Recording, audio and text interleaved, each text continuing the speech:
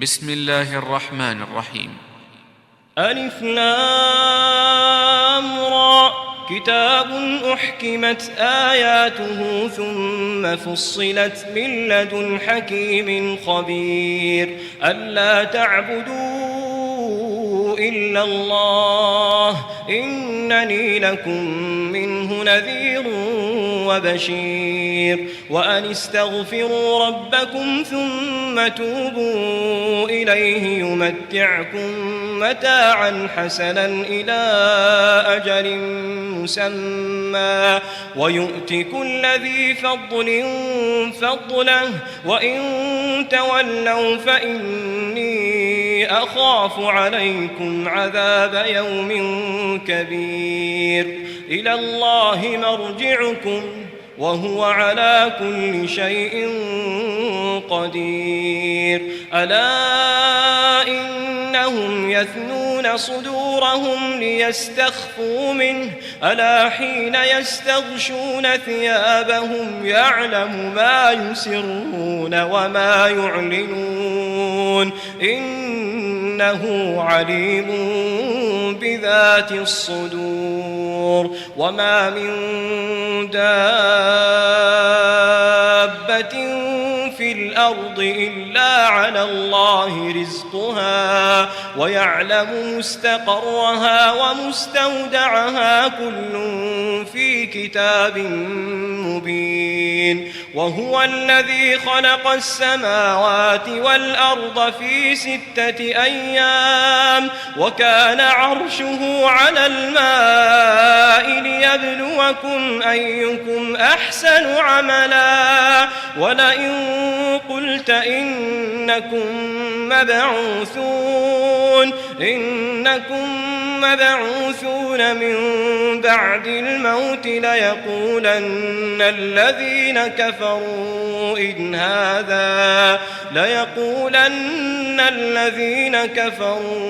إن هذا إلا سحر مبين ولئن أخرنا عنهم العذاب إلى أمة معدودة ليقولن ما يحبسه ألا يوم يأتيهم ليس مصروفا عنهم وحاق بهم ما كانوا به يستهزئون ولئن أذقنا الإنسان منا رحمة ثم نزعناها منه إنه ليئوس كفور ولئن أذقناه نعماء بعد ضراء مسته ليقولن ذهب السيئات عني إنه لفرح فخور إلا الذين صبروا وعملوا الصالحات أولئك لهم مغفرة وأجر كبير فلعلك تارك بعض ما يوحى إليك وضائق به صدرك أن يقولوا لولا أنزل عليه كنز أو جاء معه ملك إنما أنت نذير والله على كل شيء وكيل أم يقولون افتراه قل فأتوا ب10 سور مثله مفتريات وادعوا من استطعتم من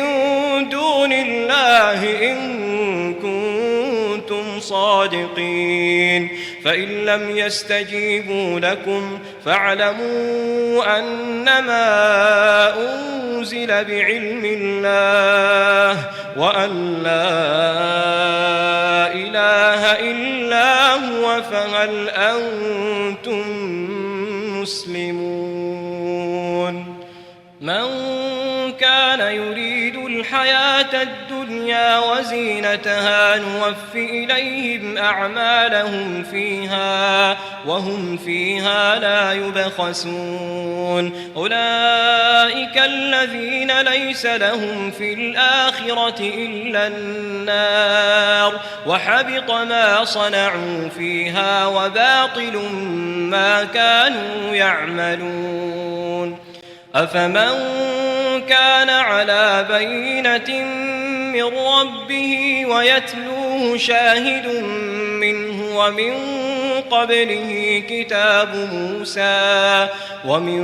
قبله كتاب موسى إماما ورحمة أولئك يؤمنون به ومن يكفر به من الأحزاب فالنار موعده فلا تك في مرية منه إنه الحق من ربك ولكن أكثر الناس لا يؤمنون ومن أظلم ممن افترى على الله كذبا أولئك يعرضون على ربهم ويقول الأشهاد هؤلاء الذين كذبوا على ربهم ألا لعنة الله على الظالمين الذين يصدون عن سبيل الله ويبغونها عوجا وهم بالآخرة هم كافرون أولئك لم يكونوا معجزين في الأرض وما كان لهم من دون الله من أولياء يضاعف لهم العذاب ما كانوا يستطيعون السمع وما كانوا يبصرون أولئك الذين خسروا أنفسهم وضل عنهم ما كانوا يفترون لا جرم أنهم في الآخرة هم الأخسرون إن الذين آمنوا وعملوا الصالحات وأخبتوا إلى ربهم أولئك أصحاب الجنة هم فيها خالدون مثل الفريقين كالأعمى والأصم والبصير والسميع هل يستويان مثلا أفلا تذكرون ولقد أرسلنا نوحا إلى قومه إني لكم نذير مبين ألا تعبدوا إلا الله إني أخاف عليكم عذاب يوم أليم فقال الملأ الذين كفروا من قومه ما نراك إلا بشرا مثلنا وما نراك اتبعك إلا الذين هم أراذلنا بادي الرأي وما نرى لكم علينا من فضل بل نظنكم كاذبين قال يا قوم أرأيتم إن كنت على بينة من ربي وآتاني رحمة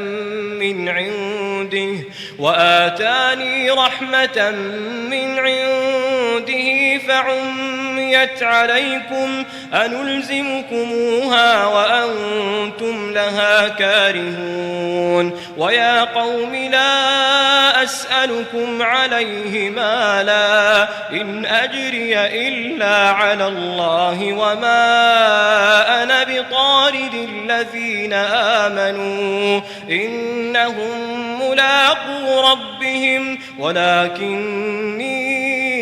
أراكم قوما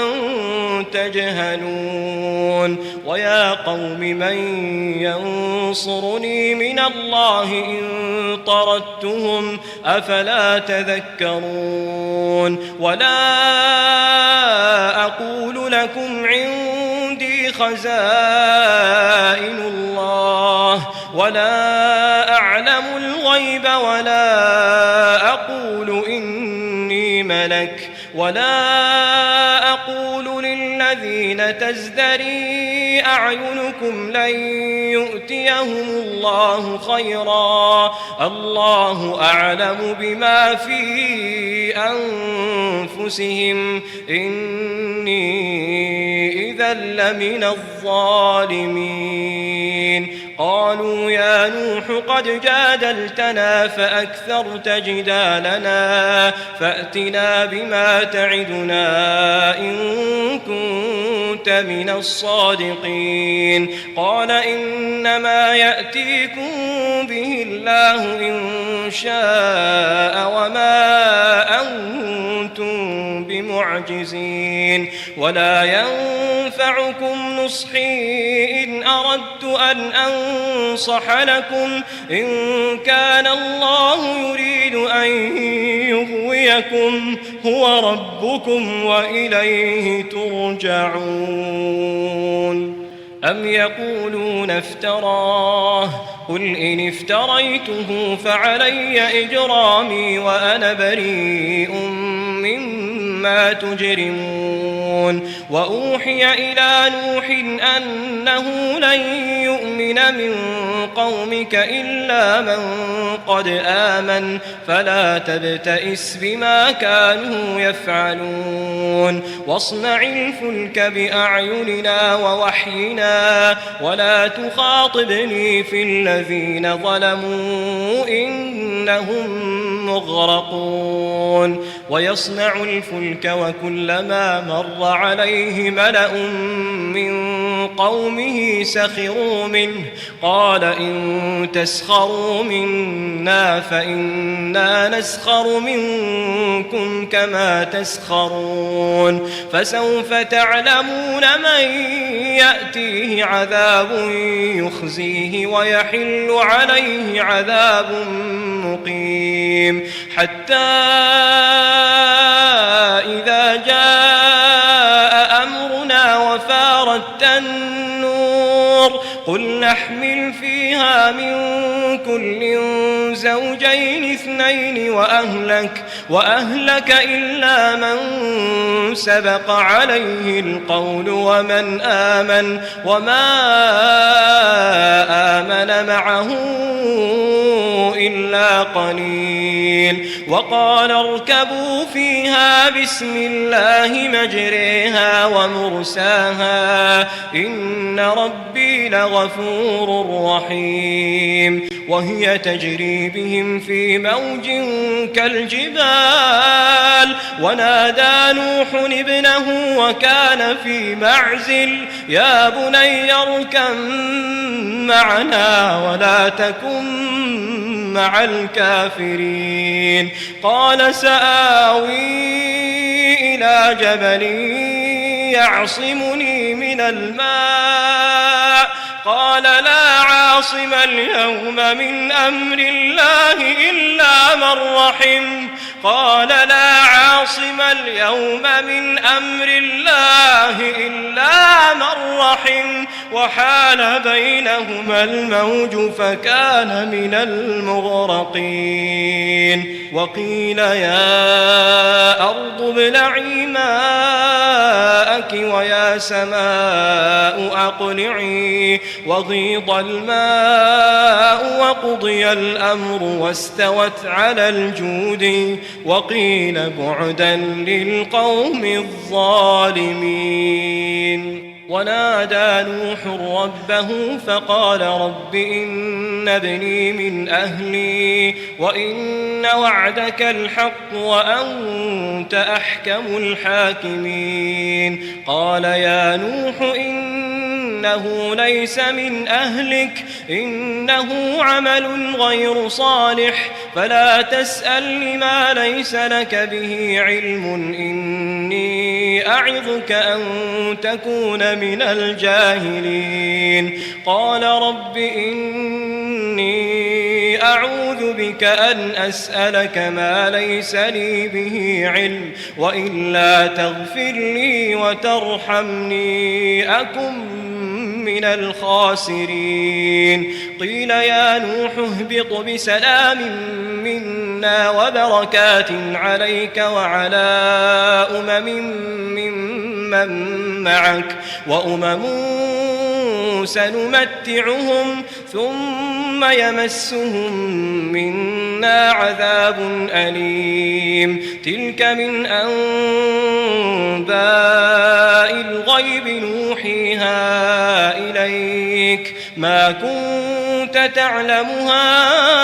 أنت ولا قومك من قبل هذا فاصبر إن العاقبة للمتقين وإلى عاد أخاهم هودا قال يا قوم اعبدوا الله ما لكم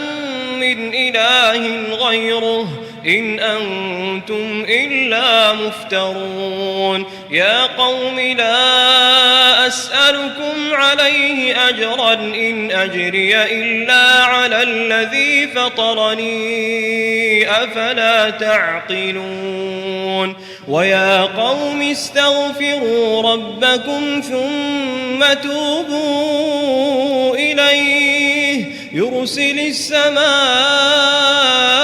عليكم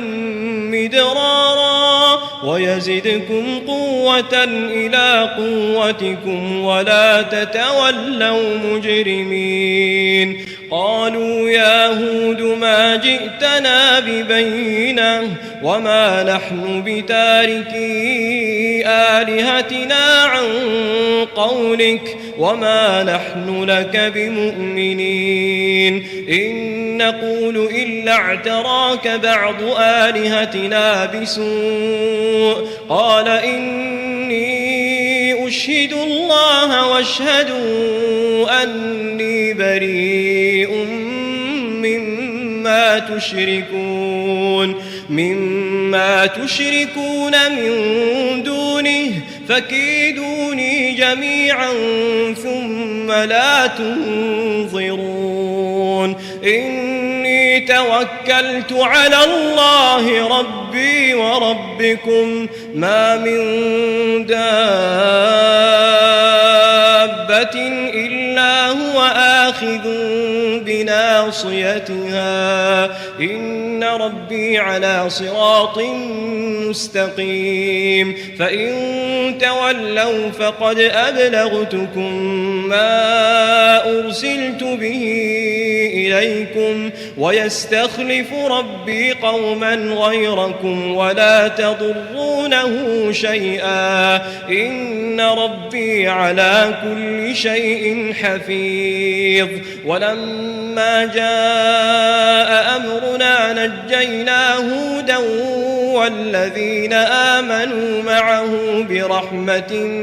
منا ونجيناهم من عذاب غليظ وتلك عاد جحدوا بآيات ربهم وعصوا رسله واتبعوا أمر كل جبار عنيد وأتبعوا في هذه الدنيا لعنة ويوم القيامة ألا إن عادا كفروا ربهم ألا بعدا لعاد قوم هود وإلى ثمود أخاهم صالحا قال يا قوم اعبدوا الله ما لكم من إله غيره هو أنشأكم من الأرض واستعمركم فيها فاستغفروه ثم توبوا إليه إن ربي قريب مجيب قالوا يا صالح قد كنت فينا مرجوا قبل هذا أتنهانا أن نعبد ما يعبد آباؤنا وإننا لفي شك مما تدعونا إليه مريب قال يا قوم أرأيتم إن كنت على بينة من ربي وآتاني منه رحمة فمن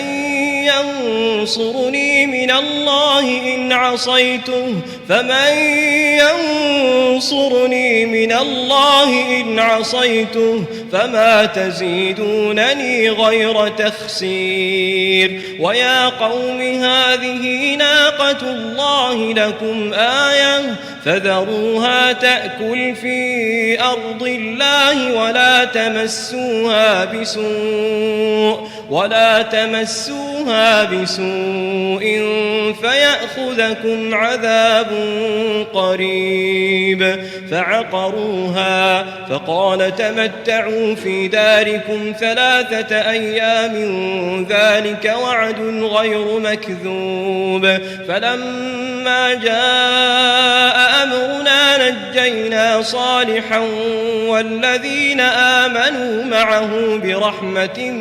منا ومن خزي يومئذ إن ربك هو القوي العزيز وأخذ الذين ظلموا الصيحة فأصبحوا في ديارهم جاثمين كأن لم يغنوا فيها ألا إن ثمود كفروا ربهم ألا بعدا لثمود ولقد جاءت رسلنا إبراهيم بالبشرى قالوا سلاما قال سلام فما لبث أن جاء بعجل حنيذ فلما رأى أيديهم لا تصل إليه نكرهم وأوجس منهم خيفة قالوا لا تخف إنا أرسلنا إلى قوم لوط وامرأته قائمة فضحكت فبشرناها بإسحاق ومن وراء إسحاق يعقوب قالت يا ويلتى أألد وأنا عجوز وهذا بعلي شيخا إن هذا لشيء عجيب قالوا أتعجبين من أمر الله رحمة الله وبركاته عليكم أهل البيت إنه حميد مجيد فلما ذهب عن إبراهيم الروع وجاءته البشرى يجادلنا في قوم لوط إن إبراهيم لحليم أواه منيب يا إبراهيم أعرض عن هذا إنه قد جاء أمر ربك وإنهم آتيهم عذاب غير مردود ولما جاءت رسلنا لوطا سيء بهم وضاق بهم ذرعا وقال هذا يوم عصيب وجاءه قومه يهرعون إليه ومن قبل كانوا يعملون السيئات قال يا قوم هؤلاء بناتي هن أطهر لكم فاتقوا الله ولا تخزون في ضيفي أليس منكم رجل رشيد قالوا لقد علمت ما لنا في بناتك من حق وإنك لتعلم ما نريد قال لو أن لي بكم قوة أو آوي إلى ركن شديد قالوا يا لوط إنا رسل ربك لن يصلوا إليك فأسر بأهلك بقطع من الليل ولا يلتفت منكم أحد إلا امرأتك إنه مصيبها ما أصابهم إن موعدهم الصبح أليس الصبح بقريب فلما جاء أمرنا جعلنا عاليها سافلها وأمطرنا عليها حجارة من سجيل منضود مسومة عند ربك وما هي من الظالمين ببعيد وإلى مدين أخاهم شعيبا قال يا قوم اعبدوا الله ما لكم من إله غيره ولا تنقصوا المكيال والميزان إني أراكم بخير وإني أخاف عليكم عذاب يوم محيط ويا قوم أوفوا المكيال والميزان بالقسط ولا تبخسوا الناس أشياءهم ولا تعثوا في الأرض مفسدين بقية الله خير لكم إن كنتم مؤمنين وما أنا عليكم بحفيظ قالوا يا شعيب أصلاتك تأمرك أن نترك ما يعبد آباؤنا أو أن نفعل في أموالنا ما نشاء إنك لأنت الحليم الرشيد قال يا قوم أرأيتم إن كنت على بينة من ربي ورزقني منه رزقا حسنا وما أريد أن أخالفكم إلى ما أنهاكم عنه إن أريد إلا الإصلاح ما استطعت وما توفيقي إلا بالله عليه توكلت وإليه أنيب ويا قوم لا يجرمنكم شقاقي أن يصيبكم مثل ما أصاب قوم نوح أو قوم هود أو قوم صالح وما قوم لوط منكم ببعيد واستغفروا ربكم ثم توبوا إليه إن ربي رحيم ودود قالوا يا شعيب ما نفقه كثيرا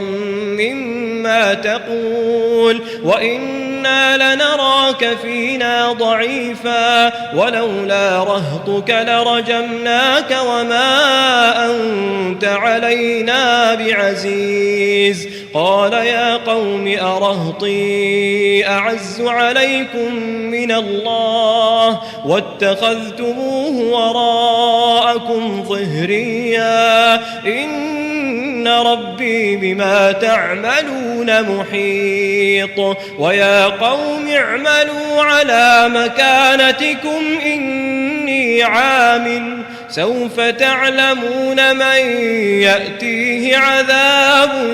يخزيه ومن هو كاذب وارتقبوا إني معكم رقيب ولما جاء أمرنا نجينا شعيبا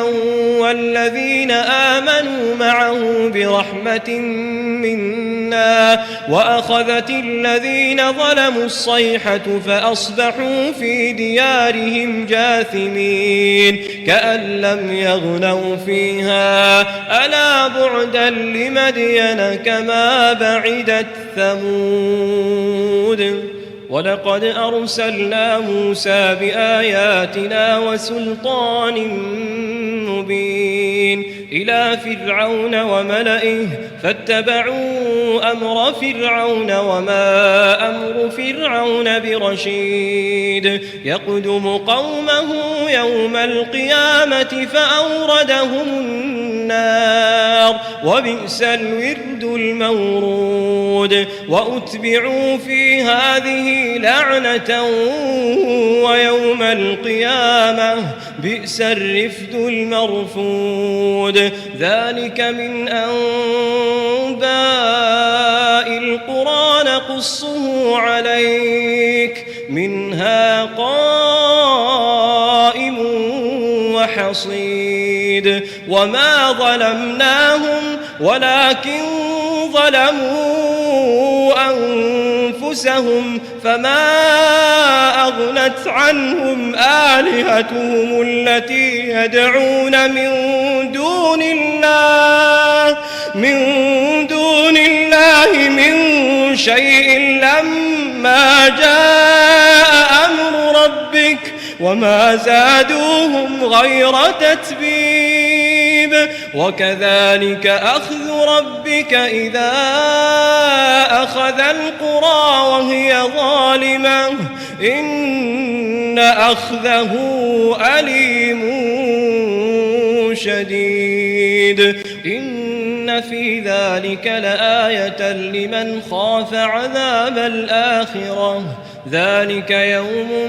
مجموع له الناس وذلك يوم مشهود وما نؤخره إلا لأجل معدود يوم يأتي لا تكلم نفس إلا بإذنه فمنهم شقي وسعيد فأما الذين شقوا ففي النار لهم فيها زفير وشهيق خالدين فيها ما دامت السماوات والأرض إلا ما شاء ربك إن ربك فعال لما يريد وأما الذين سعدوا ففي الجنة خالدين فيها ما دامت السماوات والأرض إلا ما شاء ربك عطاء غير مجذوذ فلا تك في مرية مما يعبد هؤلاء ما يعبدون إلا كما يعبد آباؤهم من قبل وإنا لموفوهم نصيبهم غير منقوص ولقد آتينا موسى الكتاب فاختلف فيه ولولا كلمة سبقت من ربك لقضي بينهم وإنهم لفي شك منه مريب وإن كلا لما ليوفينهم ربك أعمالهم إنه بما يعملون خبير فاستقم كما أمرت ومن تاب معك ولا تطغوا إنه بما تعملون بصير ولا تركنوا إلى الذين ظلموا فتمسكم النار وما لكم من دون الله من أولياء ثم لا تنصرون وأقم الصلاة طرفي النهار وزلفا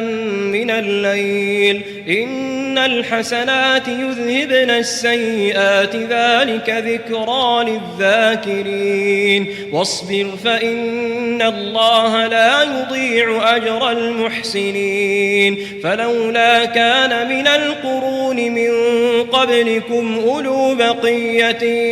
ينهون عن الفساد في الأرض إلا قليلا ممن أنجينا منهم واتبع الذين ظلموا ما أترفوا فيه وكانوا مجرمين وما كان ربك ليهلك القرى بظلم وأهلها مصلحون ولو شاء ربك لجعل الناس أمة